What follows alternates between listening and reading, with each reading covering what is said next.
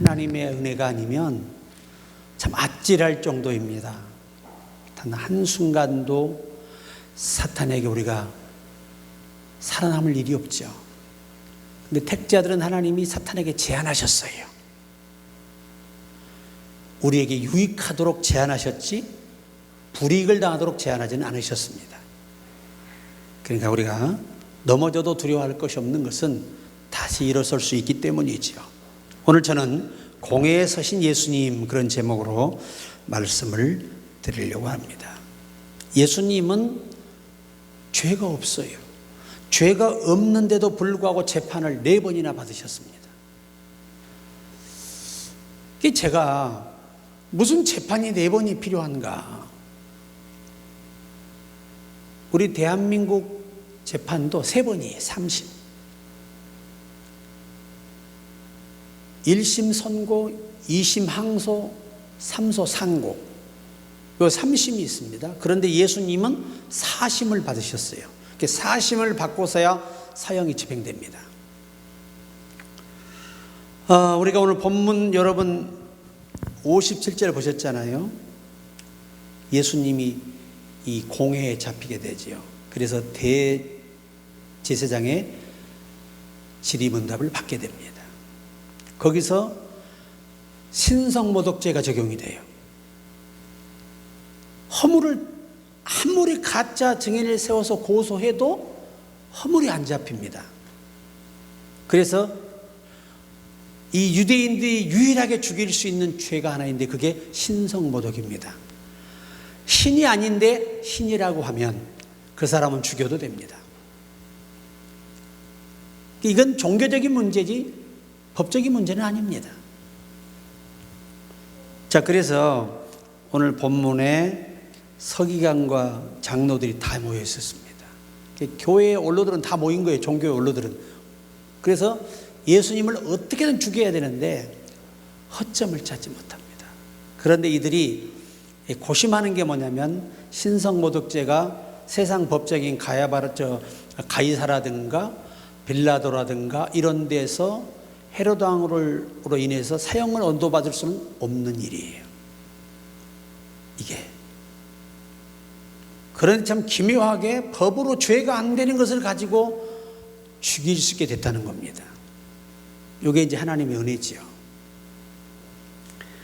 자, 그래서 우리가 이 성경을 보다 보면 누가복음 23장 8절에 헤롯이 예수를 보고 심히 기뻐하니 이는 그의 소문을 들었으므로 보고자 한지 오래였고 또한 무엇이나 이적 행하심을 볼까 바랐던 연고로라. 이 대제사장이 1차 재판에서 자기가 처결할 수 있는 힘이 없어요. 그래서 제2의 기관인 헤롯 앞에 가서 재판을 받게 합니다. 근데 사실 헤롯은 예수님을 죽일 수 있는 권한이 없어요.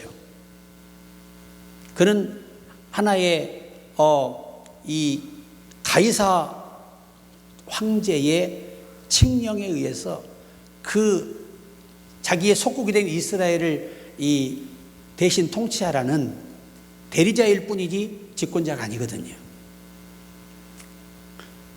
그래 이 헤롯이 오니까 헤롯이 기대했던 것은 뭐지요? 이적을 보고 싶었어요.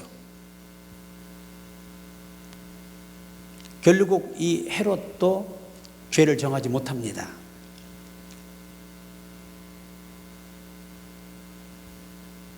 그래서 누가복음 23장 4절에 빌라도가 제사장들과 무리에게 이르되 내가 보니 이 사람은 죄가 없도다. 그러니까 첫 번째 이 제사장과 서기관과 장로들이 거기서 재판에 실패하고 빌라도에게 갔어요. 근데 빌라도가 뭐라고 선고해버려요? 무죄를 선고해버려요. 죄가 없다. 이런 일로 내게 데려오지 말라는 겁니다. 그래서 할 수 없이 세 번째 간 것이 헤롯 왕이에요. 근데 헤롯이 아무리 봐도 죄가 없어요. 죄가. 그래도 마지막 결론은 누가 내려야 됩니까? 로마의 관료가 내려야 돼요. 지휘관이. 그래서 다시 네 번째 재판을 빌라도가 하게 됩니다. 거기서 사형을 집행언도를 하게 됩니다. 그래 채찍으로 때리고 끌고 가서 십자가에 못 박는 거죠. 그 총 재판이 몇 번이죠? 4번이에요.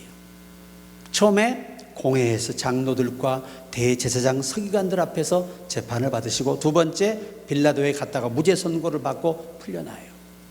그걸 안 놔주고 다시 헤롯 왕으로 끌고 가가지고 거기서 도움을 청했으나 헤롯 왕의 고난은 그 고난이 아니기 때문에 다시 빌라도에게 보내서 4번째 재판에서 사형 집행이 됩니다. 근데 그때 이 빌라도가 내린 결론이 뭐냐? 나는 저에게서 죽일 죄를 찾지 못했다는 거죠. 그래서 그가 석방하려고 하니까 뭐라고 하냐면, 십자가에 못 박으소서, 이런 자를 살려두는 건 가이사의 충신이 아닙니다 하고 가이사를 내걸어서 가이사에게 가겠다는 겁니다. 이게 총독이라고 하는 직위는 가이사 이 황제의 명예에 따라 움직이는 사람이기 때문에 가이사의 눈에 안 들면 어떻게 되는 거죠? 그냥 해임되는 겁니다. 죽든지. 그러니 가이사 왕 앞으로 간다 그러니 이게 아니거든. 그래서 자기가 결론을 내려버려요. 그래서 우리가 빌라도에게 고난을 받아 죽었다고 말하는 것입니다. 실제 현지에 가서 보면 빌라도의 관저, 당시의 빌라도의 관저에서 골고다까지 500m 정도, 넘을 수도 있고 안 넘을 수도 있는 거리의 추정인데, 지금은 이제 새로운 길을 놨지만 옛날에는 그 밑으로 20m 밑으로 원래 골고다가 있어요. 그래 그 길을 돌도로사의 길이라 해보세요. 돌도로사. 이 돌도로사란 말은 거친 길, 죽음의 길. 그러니까 최고로 고통을 겪으면서 십자가를 끌고 올라갈 수 있도록 이 길에다가 다. 그러니까 예수님도 못 버틴 거예요. 그런 길을 가신 거예요. 자, 그러면 과연 왜 4번을 받으셔야 되느냐? 이것이 성경에 예언되었기 때문입니다. 구약의 제사법에 4번의 이 과정을 거쳐서 짐승이 제단에 올려지는 거예요. 그래서 예수님도 반드시 4번의 재판을 받고 예언한 대로 그 제사법에 따라 돌아가셔야 되는 겁니다. 자, 번제는 반드시 수컷이어야 됩니다. 번제는. 암컷은 절대 안 돼. 왜? 번제는 예수님을 예표하는 거기 때문이에요. 근데 화목제나 속건제 이런 건 암컷도 됩니다. 이건 하나님과 인간의 관계에서 문제 해결을 위한 것이기 때문에 가능해요. 근데 번제만큼은 단수명사, 오직 수컷. 왜? 그래서 아들로 오셔야 되는 거예요. 아들로. 우리가 베드로전서 1장 19절에 오직 흠없고 점없는 어린 양 같은 그리스도의 보배로운 필요한 것이니라. 자, 보세요. 그런데 레위기 22장 19절에 보면 암컷이냐 수컷이냐를 먼저 분류해야 돼요. 이게 첫 번째 재판의 계시글이에요. 그래서 레위기 22장 19절에 보면 연납되도록 소나 양이나 염소에 흠없는 수컷으로 드릴지니. 그러니까 반드시 첫 번째 재판받는 사람은 여자야 남자여야 돼요. 오직 남자여야 돼. 만약에 암컷을 드리면 성경이 빗나가 버리는 거예요. 그래서 예수님은 하나님의 아들이요 사람의 아들로 첫째 재판을 받으신 거예요. 그러니까 유대인이나 제사장이나 바리새인 서기관은 절대 예수님을 하나님의 아들로 인정하지 않죠. 그냥 단순한 누구의 아들? 목수의 아들. 그래서 그가 남자인 것을 증명합니다. 자, 그 다음에 두 번째, 죄가 있냐 없느냐를 또 판단을 해야 돼요. 그래서 레위기 1장 13절에 그 예물이 소의 번제이면 흠이 없는 수컷으로 회막문에서 여호와 앞에 연락하시도록 드릴지. 이게 뭐냐면 두 번째 재판, 죄가 없다는 것을 밝히는 거예요. 예수님 뭐가 없어야 돼요? 죄가 없어야 돼요. 그 다음에 세 번째, 이 흠이 없고 수컷이잖아요. 그러면 거기다 죄를 뒤집어 씌워요. 죄 없는 짐승이 대신 우리 죄를 뒤집어 쓰고 죽는 거예요. 이걸 죄를 전가한다고 하죠. 좀 유식한 용어로. 이걸 레위기 1장 4절에 그가 번제물은 머리에 안수할지니 그리하면 연락되어 그를 위하여 속죄가 될 것이라. 여러분, 예수님이 이제 죄가 인정이 되지요. 무슨 죄? 신성 모독죄. 이 죄를 뒤집어 쓰는 거예요. 죄 없는 양이 죄를 뒤집어 쓰는 것처럼 안수한다는 건 우리 죄를 다 그에게다 위임하는 걸 말해요. 그러니까 내가 죄는 짓고 죄인은 양이 되고 죄 없는 양이 죄인 돼서 희생되는 거예요. 그래야 우리 죄가 사해지는 거예요. 그래서 죄 없는 이 짐승의 죄를 정당하게 안수하는 거예요. 그러니까 예수님 반드시 뭘 받아야 돼요? 선고를 받아야 돼요. 자, 그 다음에 이제 마지막이 레위기 4장 4절. 곧 그 수송아지를 회막문 여호와 앞으로 끌어다가 그 수송아지 머리에 안수하고 그것을 여호와 앞에서 잡을 것이요. 비로소 첫째 뭐 해야 돼요? 제물이 수컷이어야 되고, 두 번째 뭐가 없어야 돼? 흠이 없어야 돼. 죄가 없어야 돼. 세 번째 뭐가 없어야 돼요? 죄를 덮었어야 돼. 이게 죄가 없는데 죄인 만든 거예요. 예수님을. 우린 뭐가 있고 죄가 너무너무 많고, 그리고 연락되고 머리 안수하고 여호와 앞에 잡을 것이요. 이게 죽음, 예수님의 사형 집행을 의미하는 거예요. 요 네 단계를 거쳐서 양이 죽는 것처럼 메시아는 이 땅에 오셔서 반드시 네 번의 재판을 받아야 성경의 구약에 예언한 예수가 만든 거예요. 아멘도 안 하십니까? 하도 맛있는 걸 입에 막 맛있는 게 들어와 있네요.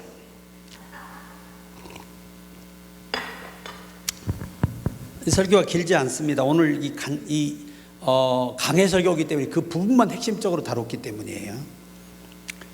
여러분 보세요. 그런데 그 재판은 아니지만 네 번의 재판을 받기 전에 먼저 하는 일이 있어요. 양을 잡아서 제단에 올리기 전에 기름을 발라야 합니다. 그 기름을 뿌려야 돼요. 기름과 함께 살라야 돼요. 그래서 반드시 제물을 잡기 전에 예수께 뭐가 오셨어요? 성령이 오셨어요. 아멘. 성령을 기름 붓듯 하셨어요. 그리고 실제 그의 죽고 난 다음에 또 기름을 바르듯이, 이것은 바로 마리아가 머리에 향유를 부죠. 예수님이 뭐라 했어요? 이것은 나의 장례를 위함이라. 하나님이 정하신 것이라는 거예요. 그러니까 그대로 된 거예요. 그리고 자 보세요. 대속죄일이 1년에 한 번 있어요. 7월 10일 날. 이게 뭐냐면 1월 1일에서 7월 9일에까지 지은 죄, 또 7월 10일에서 앞으로 12월 30일까지 지을 죄를 그날 한꺼번에 사하는 거예요. 이게 대제사장이 하는 일인데, 그때 아사셀 양 2마리를 잡아와야 돼요. 몇 마리? 2를 죽여야 돼. 하나는 번제단에 죽이고 하나는 광야로 끌고 가서 꼭대기 올라가서 때려가지고 거반 죽여서 그냥 굴러 떨어져 죽게 하는 거예요. 자, 이 번제단에 죽이는 제물은 우리 영적인 죄를 위해서, 아멘, 원죄, 유전죄를 위해서. 저 밖에 나가서 맞아 죽어서 땅에 떨어 죽는 죄는 우리 허물죄. 예수님은 이 2개의 죄를 한꺼번에 지시고 십자가에 달리신 거예요. 그래서 그가 찔림은 우리의 허물을 인함이요, 그가 상함은 우리의 죄악을 인함이요. 이 히브리어의 죄악이란 말은 원죄란 말이고, 이 허물이란 말은 우리의 자범죄를 의미하는 단어입니다. 그때 십자가 이루신 것이 그거예요. 그리고 그가 징계를 받음으로 너희가 평화를 누리고, 징계가 뭐예요? 그 모진 고난을 겪은 과정을 말하는 거예요. 십자가의 죽음 자체가 전부 다 뭐예요? 징계. 그 죽음 때문에, 그 징계를 받았기 때문에 오늘 우리에게 오는 징계는 죄값으로 오는 게 아니고 우리 영혼의 유익을 위한 고난을 주신다는 거예요. 아멘이 돼요? 그 다음에 책찍에 맞음으로 너희가 나음을 입었도다. 예수님은요, 이 살점이 다 이 채찍에 찢겨서 앞뒤로 다 없어져 버렸어, 거의 다. 뼈를 셀 수 있어, 없어? 뼈를 셀 수 있다고 시편 20편에 기록하고 있어요. 그렇게 고통을 겪으시고 우리가 낫기를 원하셨던 거예요. 이것은 영혼의 병, 육체의 병, 삶의 모든 병을 치료하는 것을 포함한 단어예요. 참 놀랍지 않아요? 그래, 우리가 찬양할 때 그가 찔림은 우리의 허물을 인함이요, 그가 상함은 우리의 죄악을 인함이라. 얼마나 이 곡이, 저는 혼자 기도할 때요, 제가 부활연에 썼잖아요. 주님의 찔림은 눈물이 막 앞을 가려요. 반주 없어도 돼. 대충은 맞으니까. 잘하지는 못하지만 하나님이 기뻐하시는 거죠. 네. 여러분, 찬양을 많이 드리잖아요. 참 기도가 빨리 깊이 빠져들고요. 저는 오자마자 앉으면 찬양을 막 해요. 신바람 나게.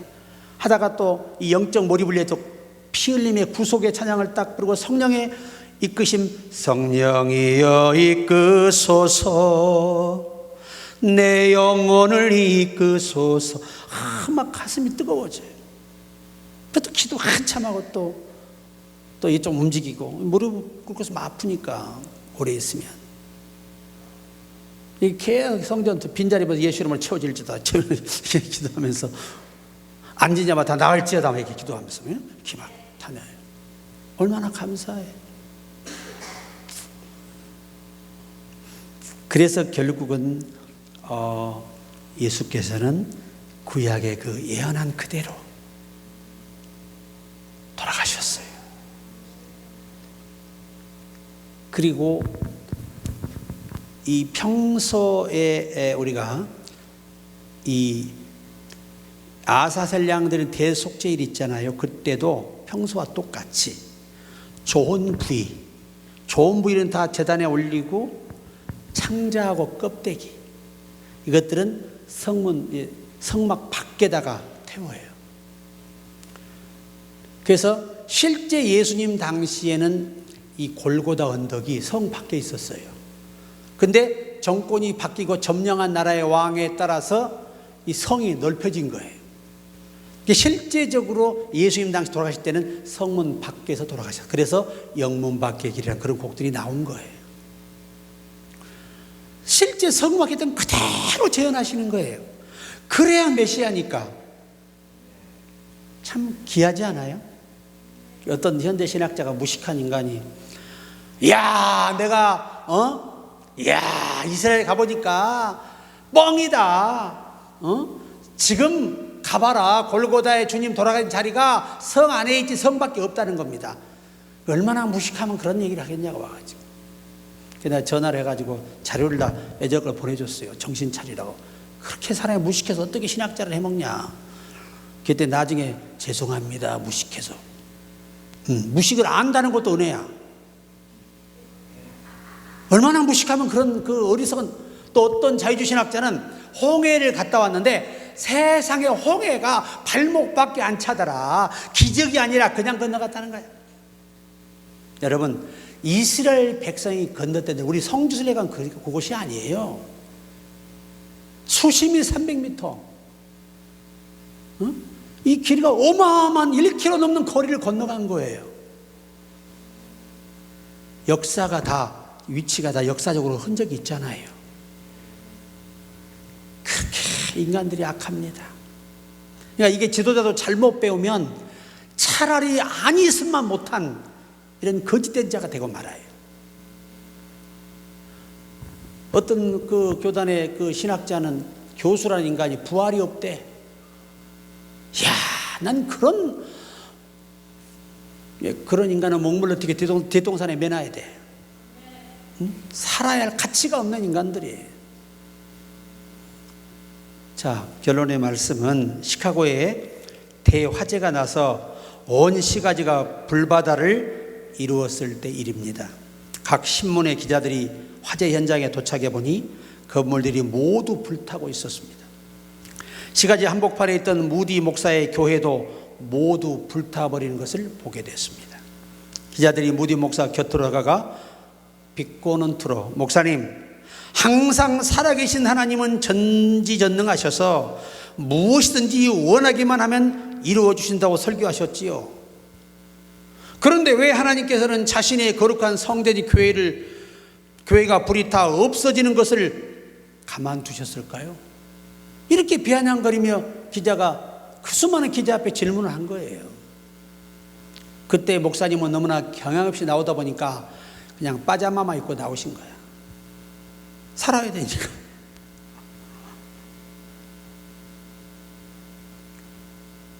무디 목사는 이렇게 대답했습니다. 나는 벌써부터 하나님께 큰 교회를 달라고 기도해 왔소. 그 기도의 응답으로 지금 교회가 불탄 것이요.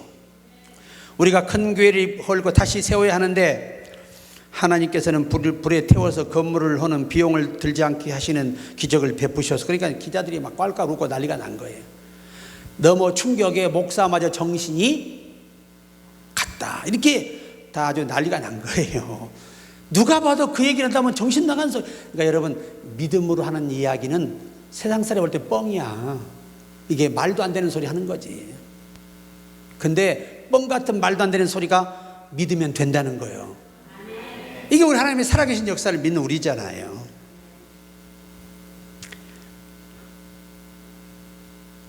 그래서 이 말에 기자들이 어이없어 깔깔대고 웃습니다. 조롱하며.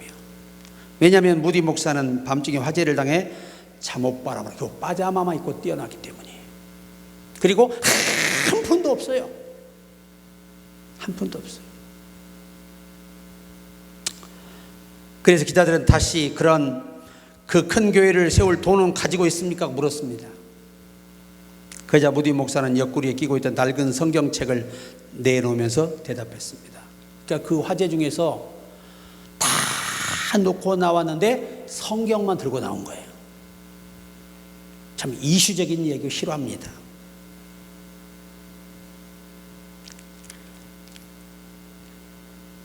나는 수표와 돈을 가지고 나오지는 못했습니다. 그러나 아무리 써서 바닥이 나지 않는 하나님의 금고인 성경책을 나는 가지고 나왔습니다. 이게 기자들의 말에 이해가 되겠습니까? 기자들 이게 이해가 되겠냐? 여러분 같은 뭐 갖고 나올래요? 돈 챙겨야지.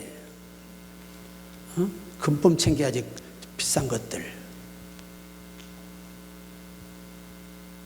그러므로 여러분은 얼마 안 가서 불에 탄 교회보다 더 크고 훌륭한 교회를 볼 것입니다. 그래서 장담을 한, 고운 장담을 하신 거예요. 당당하게 서가지고 몸만 입고 잠옷만 입고 나오셔가지고.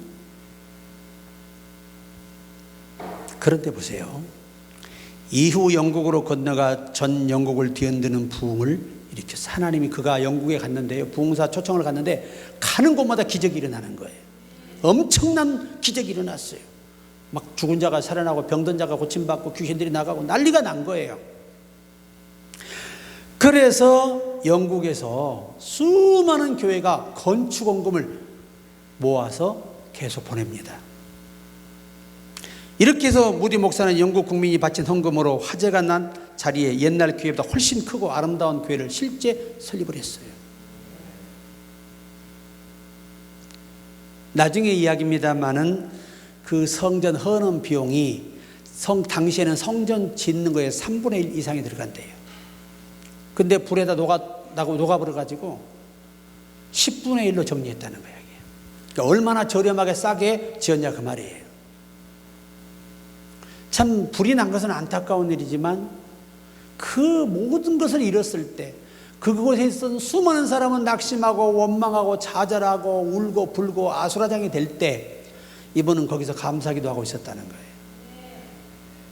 지금은 이해할 수 없지만 하나님의 분명한 손길이 있다는 거죠. 그걸 믿은 겁니다. 오늘 여러분도 우리 예수님은 4번의 재판을 받으셔서 무죄하셨지만 결국 사형언도를 받고 십자가에 죄패도 없이 매달리신 거예요. 이것이 어디에다 이미 예언되어 있었다? 구약의 번제에서 다 이미 이 될 일을 미리 예고하셨다.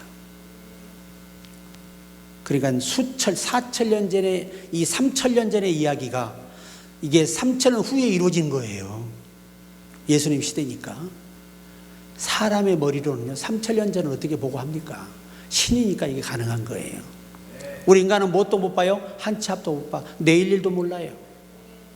그런 인간이 뭘 알아서 계획을 하고 몇천 년을 앞봅니까? 신이기 때문에 이게 가능한 거예요. 그래서 전지전능하다 그러는 겁니다. 오늘 그 은혜가 있어 오늘 우리가 이 자리에 있고 한 주간도 예수님 많이 생각하시면서 감사하며 사시기를 주의 이름으로 축복합니다.